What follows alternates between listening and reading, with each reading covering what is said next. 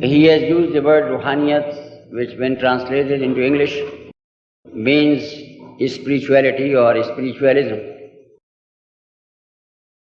Now the concept of spirituality or spiritualism varies from people to people. The Hindu spiritualists who are called yogis, they also claim to possess Rhuhaiat. The Buddhist spiritualists or mystics, their bhikshus and their lamas and others, they also claim to possess spiritual powers and spirituality. Similarly, Christian mystics, similarly primitive mystics who play the voodoo or other things on the continent of Africa, they also claim to possess Rhuhaiat or spirituality. And the Muslim spiritual luminaries, about them also we believe that they possessed spiritual powers and they were spiritually elevated. So in this connection, first of all, this concept has got to be made clear.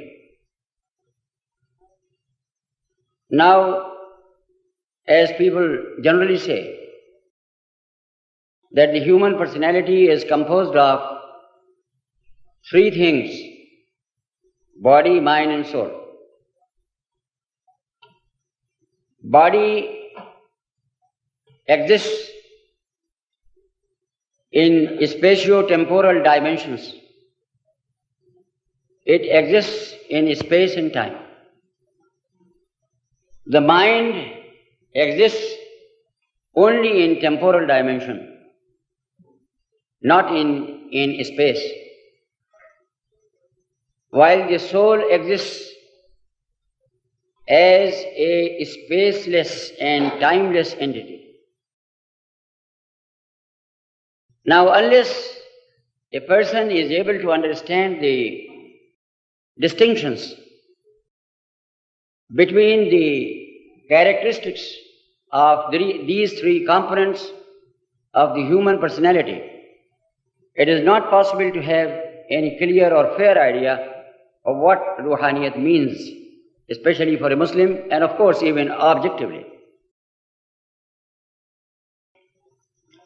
Now, the first thing to be understood is what is space and what is time. Because when we say that the physical bodies are spatio-temporal, we mean to say that they exist in the dimensions of space and time. Now, space has been defined by the most eminent scientific philosophers as extension, and time has been defined as duration.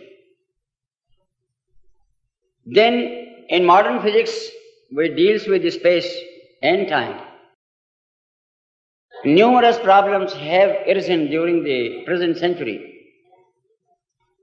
And the modern physicists have been forced to accept the fact that the space as we know it in terms of extension is not the only form of space, and that the time as we know it in terms of duration is not the only form of time. For instance, the problem which emerges in connection with space and time in physics, when a scientist studies the behavior of the electron as it jumps from one orbit to the other and is all the time jumping, its behavior is this, that it exists on the orbit from where it takes the jump. It exists on the orbit where it lands, but it ceases to exist in space or time in between. And consequently, the scientists have been intrigued by this, Different theories came into the field, and finally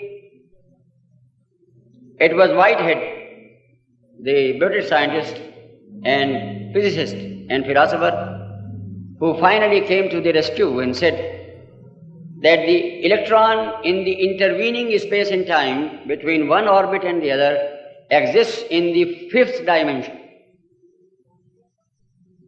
Now here comes the question. You want to ask me about Rhuhaiat, you see, you will have to go with me through all these problems. Now we have now come to the problem of dimensions. And we are talking only of space and time. In connection with dimensions, to be very simple, every physical thing has three physical dimensions: length, breadth and thickness. This is according to Newtonian physics, or the physics of Muslim masters of Isaac Newton. But during the present century, Einstein came forward to challenge it, and he said that every physical body exists in four dimensions, and time is the fourth dimension. Now, the behavior of between the sun and the moon and the earth, it is not something existent by itself. It is not something tangible. It is only a relation. It is not something tangible like the microphone. It is not even something tangible like a human idea or thought in the mind. It is pure duration, and that duration comes into existence through the relationship of the sun and the earth and the moon. When they go in for anatomy of time, anatomy of serial time, the doctor has taken the chair, he is an anatomist, so I should speak about the anatomy.